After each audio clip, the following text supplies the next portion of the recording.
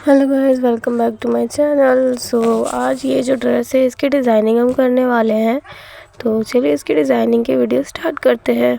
तो सबसे पहले हम बात करते हैं फैब्रिक की। तो इसके लिए इस ड्रेस के लिए फैब्रिक मैंने लिया है टोटल 3 मीटर मैंने लिया है हमारे बॉटम के लिए, और हमारा 4 मीटर था जॉर्जेट। और हमारे टॉप सूट के लिए देख सकते हैं ये शिमरी वर्क वाला फैब्रिक लिया है, और ये हमारा जॉर्जेट फैब्रिक।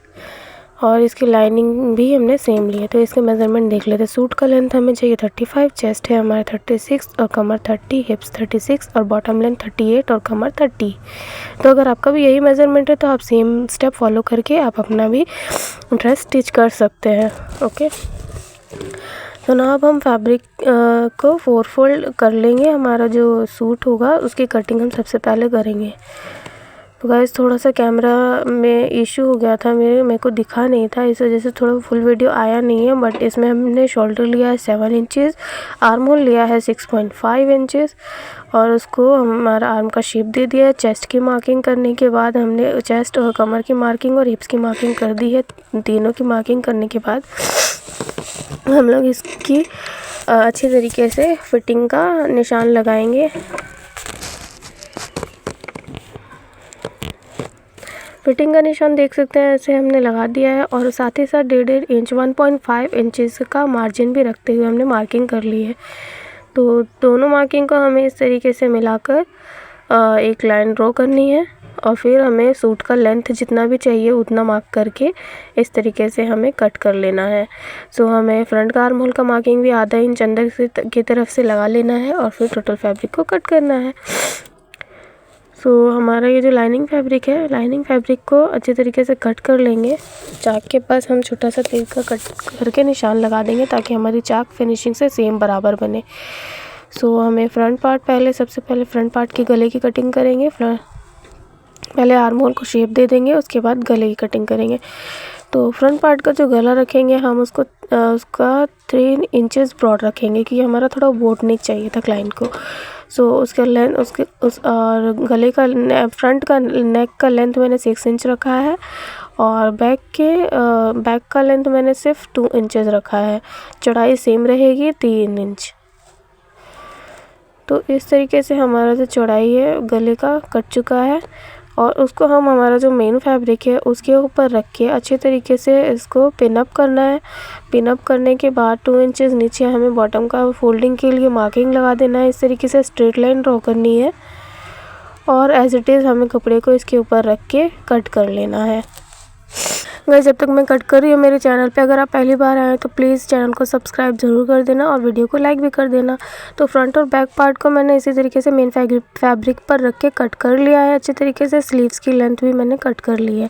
स्लीव्स की लेंथ मैंने 11 इंचेस रखी थी। गाइस आपको जितनी भी चाहिए आप अपने अकॉर्डिंग रख सकते हैं।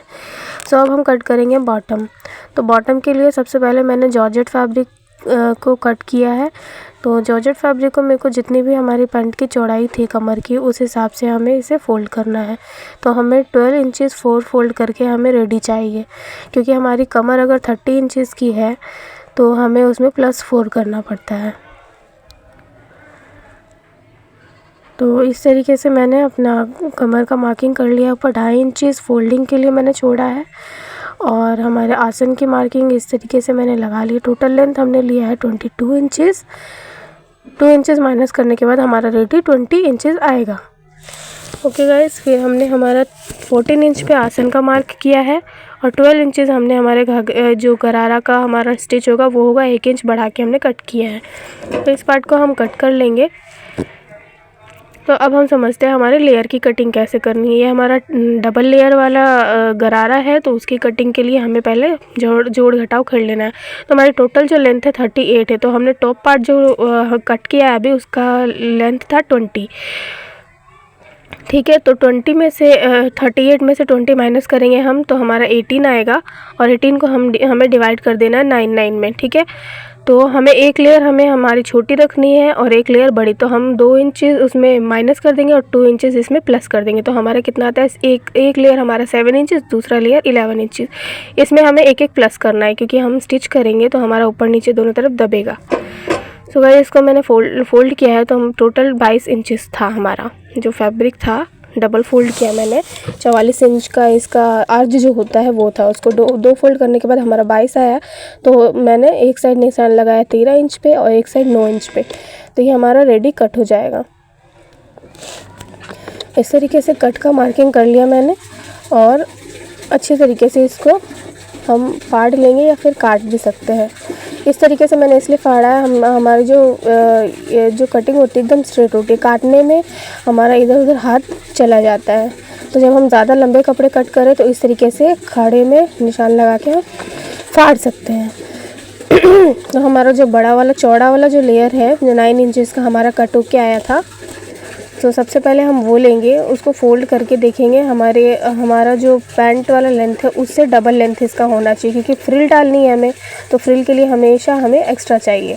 तो हम मेज़रमेंट हमने कर लिया है, हमारा इतना है। अब इससे हमें डबल चाहिए, तो इससे हम ज़्यादा भी रख सकते हैं, जैसे भी मर्ज़ी हो। और एक्स्ट्रा जो फैब्रिक होगा उसको मैंने कट कर दिया था। अगर आपको ज़्यादा फ्रिल चाहिए तो आप एज इट इज़ रख सकते हैं, बट नीचे वाला जो फ्रिल होगा उससे हमें कम ही रखना है, क्योंकि फिर अगर नीचे वाला और ऊपर वाला इक्वल आएगा तो हमारा शेप अच्छा नहीं बैठेगा। इसीलिए ऊपर वाले को थोड़ा हम कम करके ही रखेंगे। और इसको 2 फोल्ड करके हमें इसको अलग अलग कर देना है। हमारे दोनों पाइचों का रेडी हो जाएगा, ये एक पैर का और दूसरा दूसरे पैर का। तो 9 इंच का हमारा फ्रिल ये हो गया रेडी। अब जो इसके बाद वाला जो सेकंड वाला लेयर होगा उसमें हमें कुछ भी कटिंग नहीं करना है, हमारा एज इट इज़ 13 इंच का है। तो 13 इंच का क्यों है गाइस, तो इसमें हमें चाहिए था 11, 2 इंचेस हम नीचे से फोल्ड कर देंगे, इसीलिए हमने 2 इंच एक्स्ट्रा बढ़ा के लिया है। तो हमारा फ्रिल हो गया रेडी। अब इसकी भी लाइनिंग की कटिंग करनी है। इसकी लाइनिंग की कटिंग के लिए इसलिए हमें फैब्रिक को 4 फोल्ड करना है और हमें हमारा जो जॉर्जेट कट किया था उसको उसके ऊपर रख के नॉर्मली हमें अच्छी तरीके से इसको कट कर लेना है। इसलिए इसमें कुछ भी हमें बढ़ाना भी नहीं है और घटाना भी नहीं है। एज इट इज़ जॉर्जेट को रख के हमें लाइनिंग को कट करना है। गाइस मेरे को वीडियो डालने में थोड़ी लेट हो जाती है, क्योंकि आप लोग मुझे अप्रिशिएट नहीं करते हैं। अगर आप लोग को मेरी वीडियोस पसंद आती है तो प्लीज़ लाइक ज़रूर करें और कमेंट भी ज़रूर करें। अगर आपको किस तरीके की वीडियोस चाहिए और कौन से ड्रेस की आप देखना चाहते हैं तो मुझे ज़रूर कमेंट करके बताएं। मैं पूरी कोशिश करूँगी उस ड्रेस को बनाने की। तो गाइस अब हमें हमारा जो गरारे का जो नीचे वाला है उसकी लाइनिंग कट करनी है। उसकी लाइनिंग हम अपने अकॉर्डिंग कर सकते हैं। हमें अगर ज़्यादा फ्लेयर में चाहिए तो वैसे कर सकते हैं, कम चाहिए तो कम। तो इसमें मैंने नॉर्मल ही रखा है, जितना हमारा पाइचे की चौड़ाई थी उतनी ही मैंने रखी है, 13 इंच की। तो 13 इंच चौड़ाई मैंने रख के फैब्रिक को कट कर लिया 4 फोल्ड। और इसको फिर हम अलग अलग कर देंगे, एक हमारे एक पैर का और दूसरा दूसरे पैर का।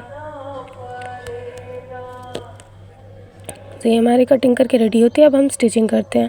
तो लाइनिंग वाल और सूट को हमें इस तरीके से रख के स्टिच कर गले पे एक सिलाई लगानी है। गाइस ये हम बिना बुकरम बिना किसी के फ्यूजिंग के गला रेडी कर रहे हैं।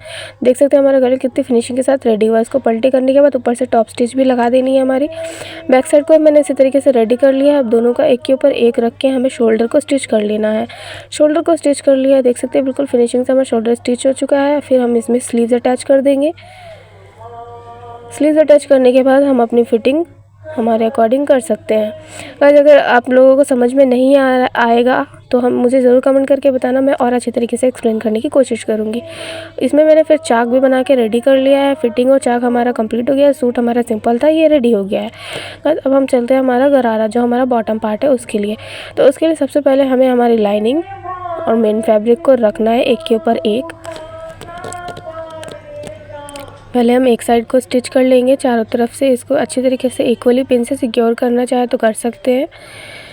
इस तरीके से रख लेना है हमें और फिर इसको एज इट इज़ चारों तरफ से कच्ची स्टिच लगा लेनी है। बड़ी सिलाई इस तरीके से दोनों फ्रंट और बैक पार्ट पे दोनों पे लगाने के बाद हम इसको एक के ऊपर एक रख लेंगे अच्छे तरीके से। देख सकते हैं गाइस, ऐसे रखने के बाद हम आसन की स्टिचिंग करेंगे। आसन की स्टिचिंग कर लेंगे हम दोनों तरफ से